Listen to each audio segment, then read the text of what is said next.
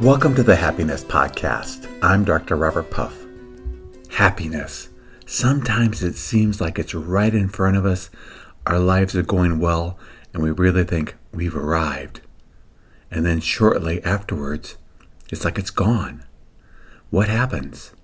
What is this roller coaster of life called happiness, where we think we have it, and then it's gone, and then it comes again? Is there any way to maintain a sense of peace of mind and happiness throughout our lives? That's what we're going to look at today. And the secret word today is balance. I remember the first time I really discovered the concept of balance. I grew up in the United States and I'd never traveled overseas anywhere. Well, one summer I worked at a job that was about 100 hours a week, and it was a lot of work and it was exhausting, but I saved all that money, so the next summer I was able to go to Europe for 3 months. I did it on a very tight budget because I didn't have a lot of money, but I was able to make it for 3 months and had a wonderful time.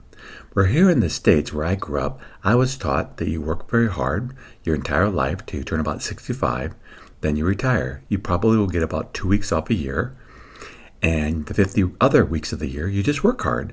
And that's the story that I've been told. Well, something wonderful happened when I went to Europe. I learned that what I've been taught wasn't the same thing that was being taught around the world. Because some people, quite a few people in Europe, when they started their jobs, they actually got 6 to 8 weeks off a year right away, and they often didn't even work a 40-hour work week. So in regards to work and vacations, they had a far more balanced approach to living, and I found that their lives seemed better to me. I liked what they were doing. They would often take 2 hours for lunch just to converse and talk to friends, and then they would do it again at dinner. It was such a different lifestyle than I was used to, and I really began to see that my work life could be very different than what I thought it was going to be. It could be far more balanced, and with that balance came more happiness. And I'm not sure why we fight against balance so much, because there are so many examples I can give where our balance gets skewed and we find unhappiness instead of happiness. Let's use the example of parenting.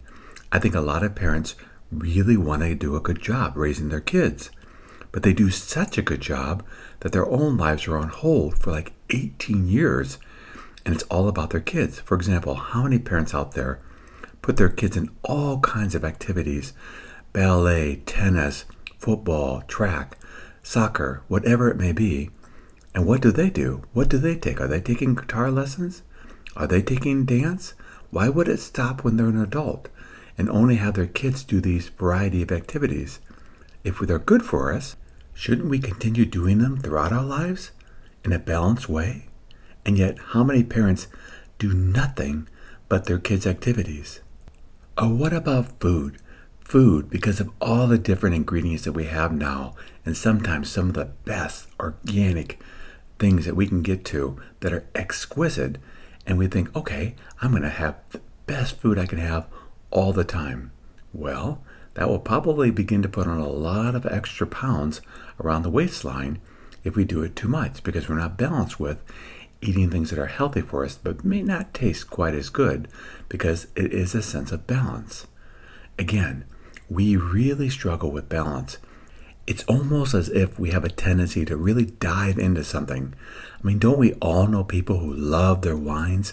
They may be part of a wine club. They may go on wine tours. They may even visit vineyards.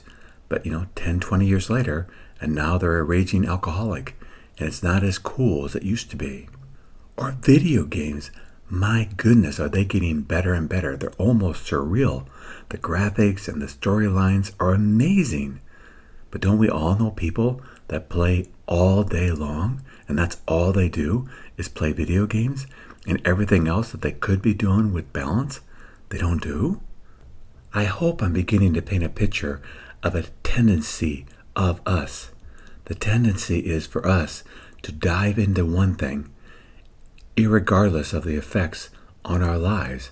And because we do that, that is the path of unhappiness. Because truly to be happy, we need to be balanced. It is one of the key essential ingredients of being happy, and also one of the hardest parts about being happy, because we really fight against it. When we dive into something, we really can dive into something. An extreme example would be drugs. People that take drugs love to feel good. That's why they take them. And guess what? The drugs work. That's why people get addicted to them. But we all know that's a very dark and dangerous path. Because as I said before, when we're not balanced, there's a roller coaster. We go up and then we come crashing down. We go up and then we come crashing down. And with drugs, the crash is horrific. But ours may not be that bad, but it's still going to be an up and down ride. Happiness is more about a steady, even ride. It's not about seeking the thrills of the present moment or the thrills of the future moment. For example, a lot of reasons we're not balanced is because we're seeking something in the future. We're working towards a goal, and we'll think, if I get that, all will be well. But then when we get there, it isn't, because we weren't balanced all along the way. Think about someone who wins an Academy Award. What a major achievement, maybe their best actor. But at the same sense, a moment later, it can all come crashing down. We all know stories like this, people that are at the peak, the pinnacle of their success, and it all comes crashing down. That's because we're not balanced. Balance is the key. It keeps us well throughout the ups and downs of life because we don't ride them anymore. We're learning that through balance, we can be good all the time because we're enjoying the journey of life instead of waiting for that drug high or waiting for that success high or whatever we're pursuing. And mind you, the highs do come, but they come with such a high price that when we come up, we are probably going to come down with a big crash. And that's why balance is good. When we're balanced, our lives go better. And they go better because we're enjoying the journey of life. We're not waiting for someday. We're not putting our lives on hold for someday. We're enjoying life all along the way, and we make decisions that won't have negative consequences to us. When we're unbalanced, there tends to be a skew in the direction of something bad's going to come from this. Whether it's success, we sacrifice our lives for success, and we end up getting divorced, our kids hate us, and then we end up having a lot of regrets because we didn't enjoy all those years before. We just worked and worked, and all the things that matter to us are now gone. Or perhaps we get so busy with some aspect of our lives, like raising our kids or doing our work, that we don't set aside time to exercise our bodies, which is so good for us to do that every day to keep our bodies healthy and fit. And now as we approach our 50s or 60s or 70s, our bodies are in extreme pain or out of shape, and truly the golden years aren't any golden anymore because our bodies have aged so much. I recently read a study that said that the average 65-year-old in the United States is on 10 different prescription medications.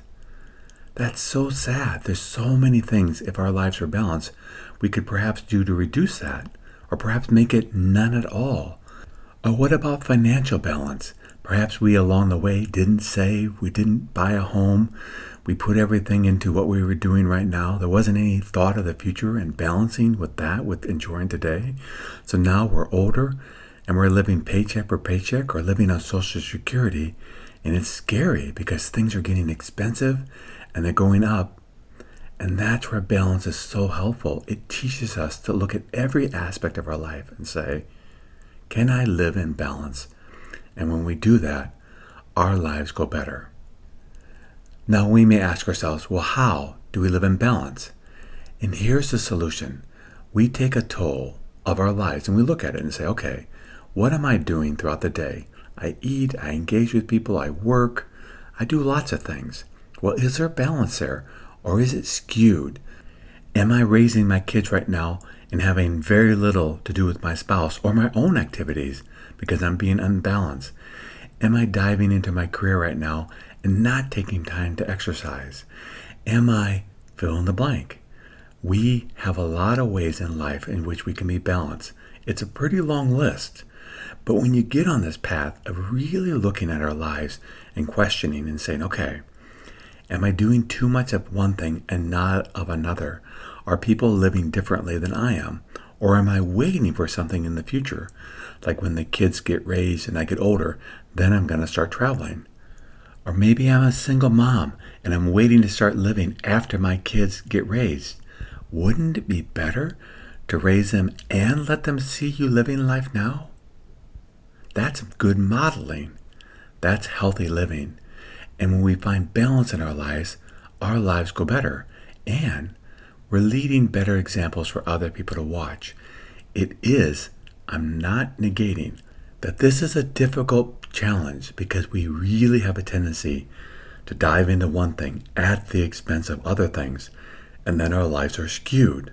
They're skewed in the sense that we're sacrificing part of our lives for some other goal of our lives. The key of life is balance. But what makes balance so hard is there are a lot of moving parts. There's many things that need to be in balance.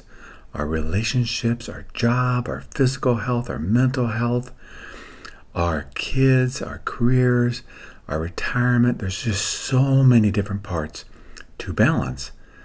And I want to talk about one of the things that is so helpful to make sure we are in balance.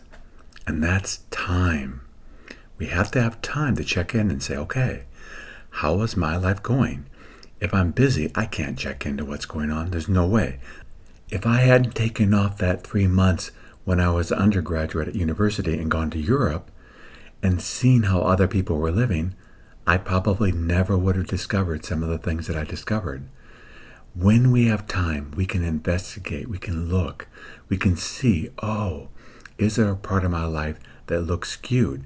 And sometimes it can be blaringly obvious, but we just don't see it.